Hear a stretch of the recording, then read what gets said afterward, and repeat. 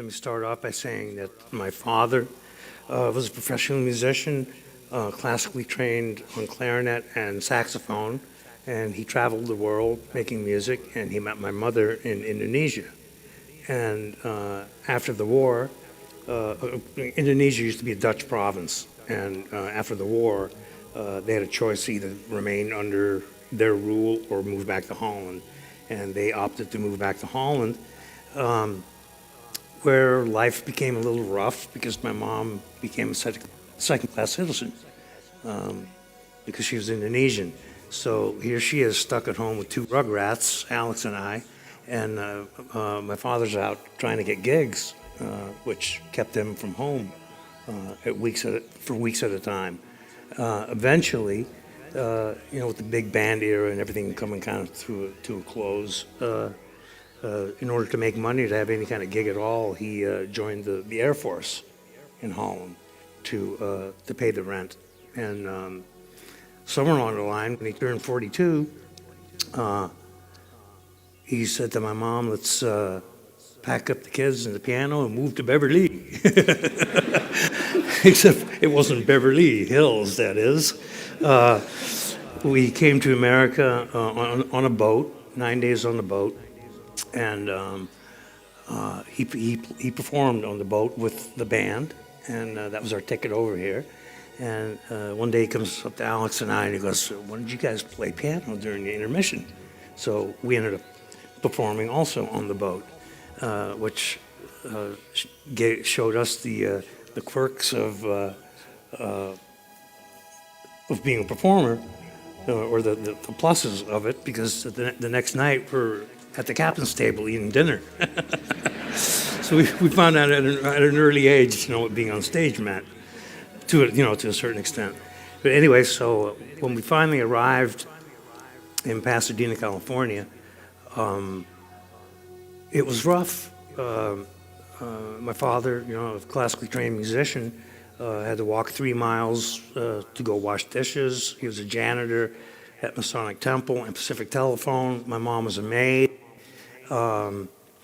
And there was always a common thread of music in our family. Ever since we were young in Holland, somewhere my mom had a sense that we were going to follow in my father's footsteps. And knowing that in the back of her head, she insisted that we start being classically trained on piano already in Holland. That's why we brought the piano with us. But anyway, so we come to America, and my mom being a maid, and my dad, and the thing just got out. It's back.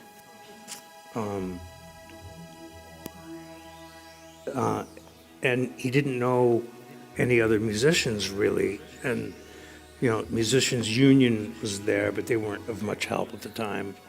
But slowly he started meeting other musicians, also immigrants, and he started gigging on the weekends because being a janitor and a maid and all that stuff, it didn't pay the rent, and we lived in one room, we slept in one bed in a house with two other families, so it was rough going. So the only thing, again, what saved us was my dad gigging on the weekends and making music. As we grew a little bit older, Alex started playing drums with my dad.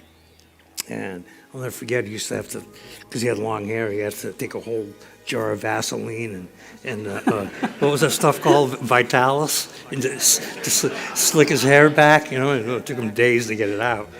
But, and then eventually I ended up playing bass with them. And I didn't know my A from Hole in the Ground. These funny songs, like we're playing oompa music, everything from oompa music to waltzes to weddings, bar mitzvahs, you name it. And Al would yell to me which chord to play. He's going 1, 4, 5. No, you fucked it up. But does he still do that? Bleep that out. I don't listen anymore. No. Anyway, so music was just a common thread throughout our lives. We were born in Holland. Music in the house. We used to stomp around the living room table with pots and pans and marching around to listening to big band marching music, and we always liked things loud. Everything had to be loud, you know. But as we got older, we continued to take piano lessons, and my mom had put us in these contests, these annual contests. So you practice one piece of music all year long, and I'm going way off the subject here. No, this is fascinating. Anyway, you practice one piece of music all year, and the funny thing is, I never learned how to read music. And I fooled the teacher. I was just blessed with good ears. I'd watch his fingers and emulate what he did. You know, he didn't find out till much later that I couldn't read. He actually found out one time when he was playing a new piece of music, and he asked me to turn the page for him. And I'm sitting there going. He goes, "What's the matter? You're supposed to turn the page." I'm going, "What? I can't read." He's going, "What?" You know, this was after like 5 years of lessons with the guy, and he finally found out, which he wasn't too happy about. But the funny thing is, these piano contests that they put us into, you're not even allowed to read. Okay, you can't use sheet music, so it was actually a blessing in disguise for me to not be able to read. I could not look up and do things at the same time. I had to see what my fingers were doing. But these piano contests, actually, both Alex and I won 3 years in a row. I think I won first prize 3 years in a row, and Al won first prize, second prize, or whatever. But we always won, and it's kind of like in phases where you go in and you play, and then you wait an hour to see if your name gets whittled down. I had no idea. It was like 5,000 kids. Okay, then it would go down to 2,000, and you see if your name is still on the list. And then it would go down to 100 people, and then 10, and then 5. And we're going, Alex and I are both going, "Come on, let's just go home. We're not going to make it, you know." And my dad was always one who said, "No, wait, check it out." And well, there it was. We were in the top 5, and then we ended up winning, which was great. But that was the piano phase. So that was 9, 10, 11 years old that I did those contests. And then we discovered the Beatles and Dave Clark 5, and of course, like any kid, we wanted to rock and roll. And I quit piano lessons and the contest circuit, so to speak, and said, "I want to get myself a drum kit because I like the song "Glad All Over," boom, boom, boom, boom, boom, by Dave Clark 5, and I wanted to play drums, so I got a paper out, bought a St. George drum kit for $125, and my mom somehow had convinced my brother to still do something musically respectable, which is take flamenco guitar lessons. Now, forgive me if my memory or recollection is different from yours, Hal, but all I remember is me going out and throwing the papers and coming home, and he's playing my drums. And I'm going, okay, it PO'd me a bit in the beginning, and then finally I just said, okay, he's just better than I am. So I never wanted to play guitar, but I said, okay, go ahead, take my drums, I'll play your damn guitar.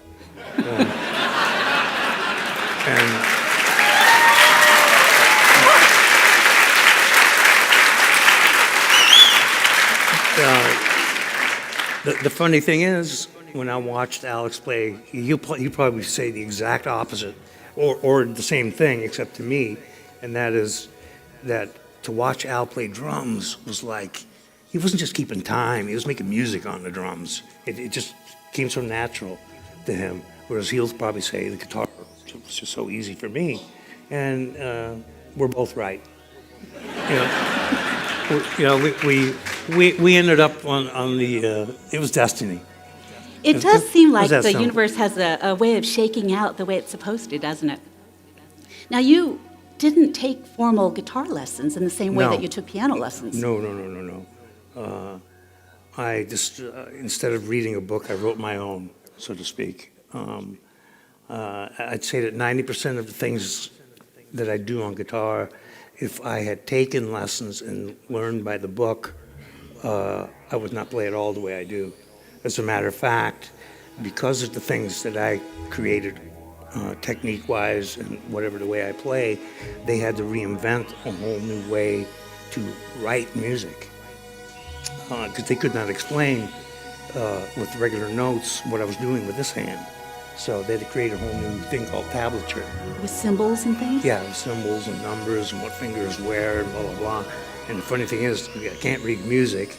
Now they come up with a new way to write it. And I can't make sense out of that at all. So I don't have a clue if it's right or wrong.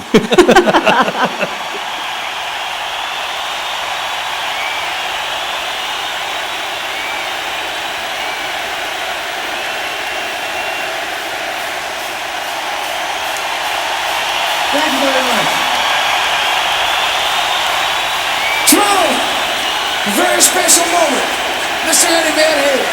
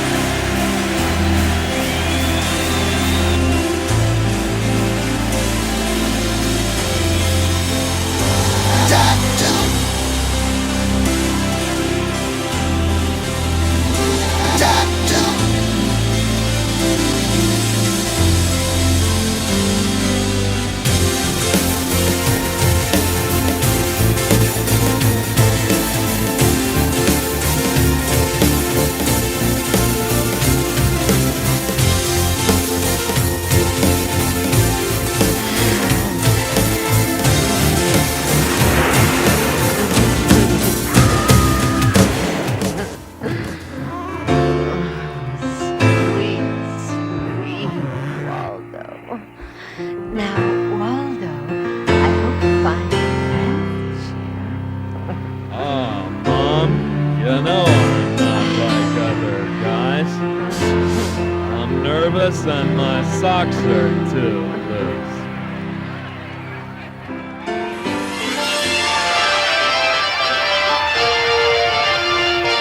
Sit down, Waldo.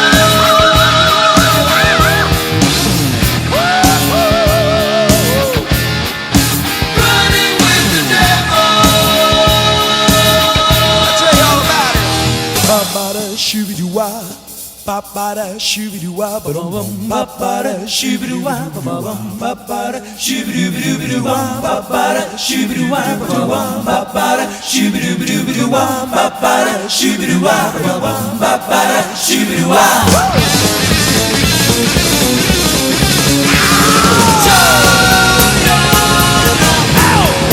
Come on and show me. Better show your love now.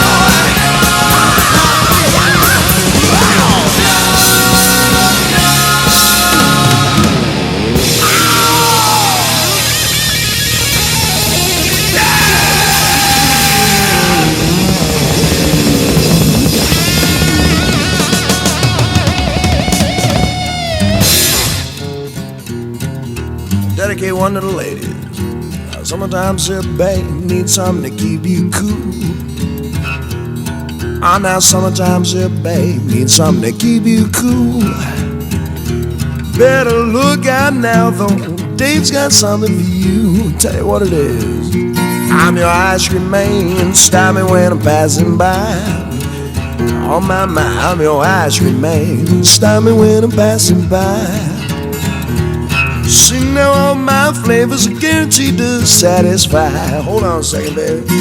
I gotta put my banana Dixie cups, all flavors and push-ups too. I'm your ice cream man, baby. Stop me when I'm passing by. See now all my flavors are guaranteed to satisfy. Hold on one more. Well, I'm usually passing by just about 11 o'clock. I never stop, I'm usually passing by just around 11 o'clock. And if you let me cool you one time, you'll be my regular stop. Alright, boys, I'm gonna put my vanilla Dixie cups, all flavors and push-ups too. I'm your ice cream man, stop me when I'm passing by. See now all my flavors are guaranteed to satisfy. Yes, I'm your ice cream man, stop me when I'm passing by. I'm your ice cream man, stop me when I'm passing by. They say all my flavors are guaranteed to satisfy. One time.